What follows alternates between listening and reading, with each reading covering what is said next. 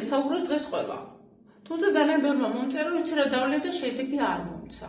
ხო და მინიმუმ 5 ფაქტორი უნდა გაითვალისწინოთ, რომ შედეგი მოგცეთ. ხარისხიანი კოლაგენი ვერასოდეს იაფი ვერ იქნება. იაფი არის ცხოველური. ხარი, ღორი, ქათამი. დიდია მოლეკულური ზომით და როგორც დიდი კაცი პატარა კაცი ვერ ეტევა თქვენ უჯრედში და უბრალოდ ფულის გადაყრა. თევზის ჯობია და რაც თავარი გიდროლიზირებული უნდა იყოს, ანუ პეპტიდების დონეზე დაშლეს, ეგ ძალიან დაბალი მოლეკულური ზომის გამო ადვილია მისი ბიოშეღწევადობა. მეორე, რასთან ერთად იღებთ ამ კოლაგენს და ჰიალურონთან ერთად ჯობია.